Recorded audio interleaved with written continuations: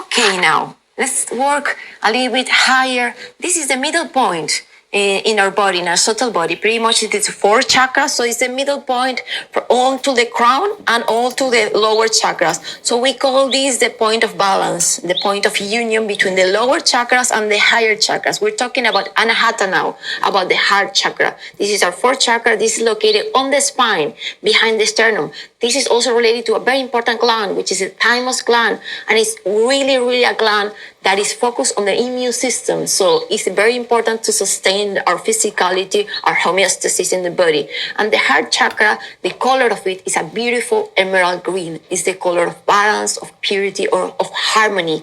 And the mantra of it is YAM, Y-A-M. This is a mantra with which we can connect through the vibration of the sign, through this chakra, through Anahata. Anahata is all about unconditional love.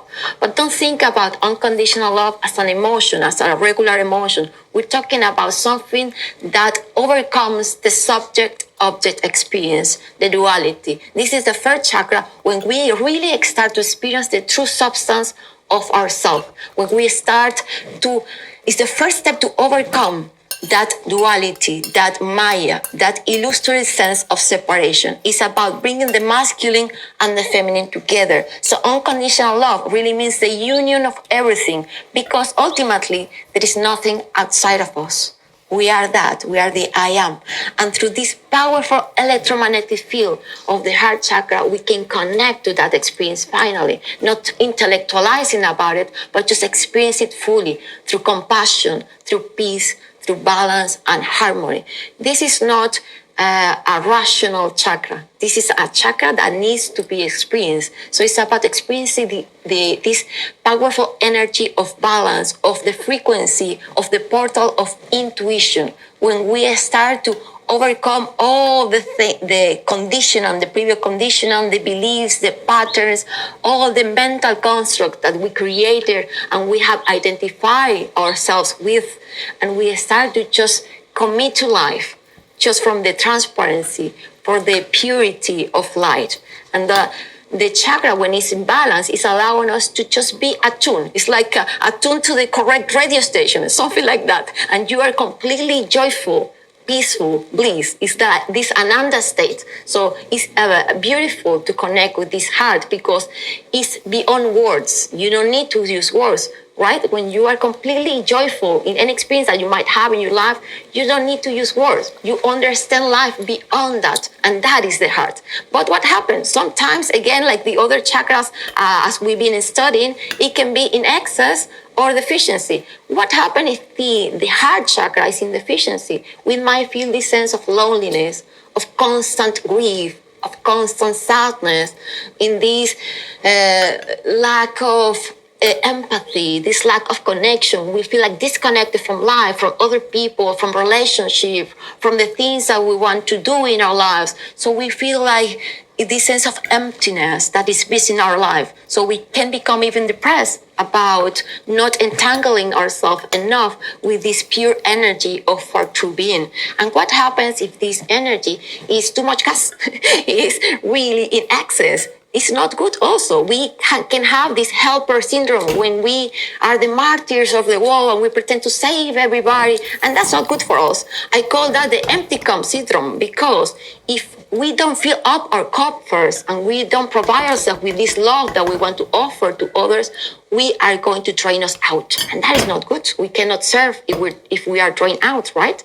So the idea is to fill ourselves without devotion, self-devotion, because we are ultimately that God that we're talking about. We are that. So we want to commit to give ourselves this love that we're trying to portray into life and into others. So fill up your cup first, and then when your cup really full up, you can serve others without effort. You won't be draining yourself out. You don't have to overly sacrifice yourself or neglect yourself to help others. It's about taking care of yourself, being loving with yourself, and being very humble in your heart to be able to serve. and that is the heart. So the heart is about bringing things to balance in every aspect of our life. For example, if we notice that we have any kind of patterns from the deficiency or the excessive chakra, we can tell ourselves and ask, how can I find balance between the masculine and the feminine aspect of myself? How can I find balance between action and passivity? How can I find balance between the mental and the physical body? And so on. So finding balance between the duality, because remember, this is the chakra, this is the portal to start to transcend this duality, to start to join and merge the duality until we realize that finally there is no separation. We are just one. And the spirit of the heart is just saying that.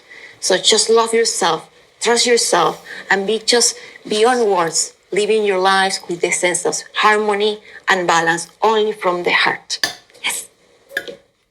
So this is about staying in our last chakra now. So we have talked about the 7 main chakras, and this is the last chakra on this journey of the personal chakras. So in this, the crown of our head, we have Sahasrara. This is also the 1,000 petals, lotus petals flower chakra. So there is no element to relate to this chakra and not sound to relate to this chakra. Why? Because it's almost a transpersonal chakra already. It's about transcending the limits of the body and mind experience and transcending the limits of this dimension of time space.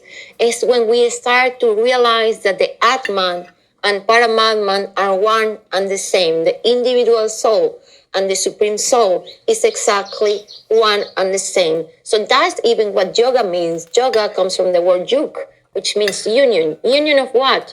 Of the individual soul with the Supreme Soul, because they were never two. But we don't live life like that. So when we start to have the full embodiment of the frequency of Sahasrara, finally the subject-object experience, the duality, is dissolved. And that is what we call enlightenment, awakening, samadhi. So the experience of samadhi, it happens naturally when we activate, with these energies activated because the Kundalini Shakti, the energy arrives through all the chakras, everything being on balance in the previous densities of the frequency. And when we arrive and this frequency is happy and complete balance, we have the embodiment, the complete experience of the true nature of consciousness, the true nature of our beings. And that is Sahasrara. So Sahasrara really is about the complete one consciousness, is the embodiment of the Samadhi experience, which is not a flower power experience. It's a very grounded experience. It's about realizing, even in this dimension, in this body mind, that we are not only a body mind, that we are the consciousness through which we have the experience of a body and of a mind, which is something else. And then in that way, we are completely overcoming the identification with the mind and the body, because the body and the mind finally are very nice vehicles to realize that this is a way to transcend our impermanence, because the body and the mind are transitory, but our substance, our inner being, the more transcendental aspect of our being is not impermanent. It's completely there always, has never been born, it's not going to die. And that is the experience that we get when we connect with this powerful, beautiful energy, which is the completion of the journey, is the complete experience of the enlightenment, of the awakening, of the moksha, mukti, nirvana, the way that you want to name it. But what happens if this frequency is not connecting with the correct radio station? Let's say it's in excess again, or it's in deficiency. If it's in deficiency, we tend to just completely get attached, for example, to the past, to the future, being very fearful about the future and be very stuck in the past. We're not able to transcend limiting beliefs. We are focused on the material things, on the materialistic point of view. We're very narrow-minded. So we cannot transcend those limiting beliefs and the identification with the ego. And that is very basic. So we cannot function, and we suffer because of that. And that means that we are not still ready for the full embodiment of the transcendental aspect of our being. And what happens if this also, there's an energy there that is in excessive behavior?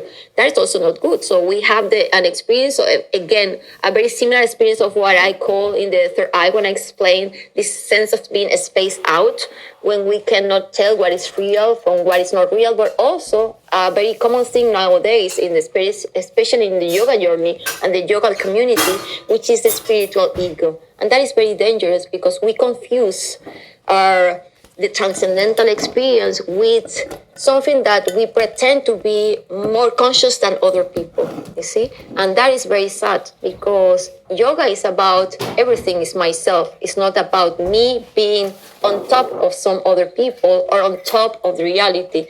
So the spiritual ego is a very dangerous experience when this energy is very excessive. So we have this sense of grandiosity of I know it all and they don't know it, you see? Well, it's about what I say in the third chakra also applies for this chakra. It's about being humble, starting with the lower chakra, so we support the more dense frequency, and we're able to sustain this higher level of frequency without the ego appropriating from the frequency and the embodiment of the quality of this energy, because then we have this development of the spiritual ego and this guru complex, like I'm the spiritual teacher of everybody else. No, we're always students. We're always students of life. Even if we're completely awakened, there's a natural humbleness in any of the spiritual teachers in the yoga community, in the yoga tradition. You will see in them. They're the embodiment of humbleness, of peace and bliss, and also of the transcendental aspect. They go beyond the subject of the experience. So it's about the transcendental experience beyond the separation. They understand ultimately that there is no separation, there is no duality at all. And that is the experience, the full experience of samadhi. So the final end of the journey is when we can experience that, not intellectualize about it, which is different. That comes from the spiritual ego. When we experience life as that, as the I am, that is the Sahasrara. So how can I start to invite myself to be myself? Because that is the journey about. It's about being myself, not intellectualizing about it. It's, again, the same recipe than for the third eye, because they have very similar frequencies. Pretty much the third eye is the portal for the Sahasrara. They are very attuned to each other in terms of frequency. They're very close in terms of the energetic behavior. So the idea is to meditate, is ask ourselves, who am I? Which is the fundamental question, for example, of one of the main spiritual teachers in yoga, Ramana Maharshi. Just ask yourself, who am I? And you will realize that ultimately you're not the body, you're not the mind. So what is sustaining the body? What is aware from the mind? And that is the more precious journey for us. That is the fundamental question of life. So if you want to start to invite yourself to experience that energy, just ask yourself the fundamental question, who am I?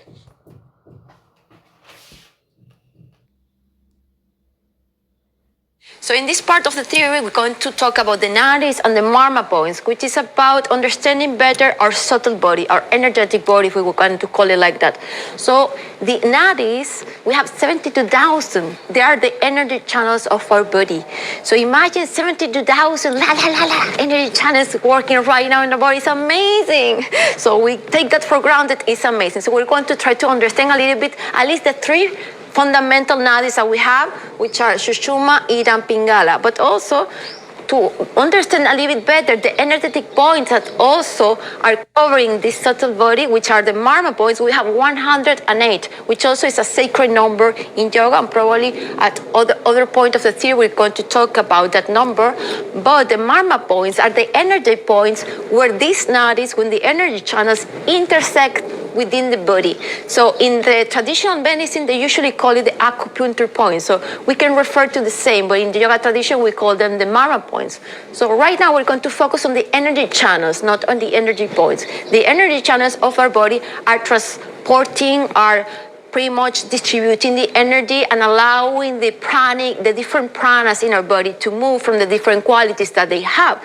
We have three main channels, three main nadis that are the Ida, the Pingala, and the Sushumna. So the main central channel of our body, the subtle channel, is Sushumna, because it runs from Muladhara, the root chakra, to Sahasrara, the crown chakra, or the crown of our head.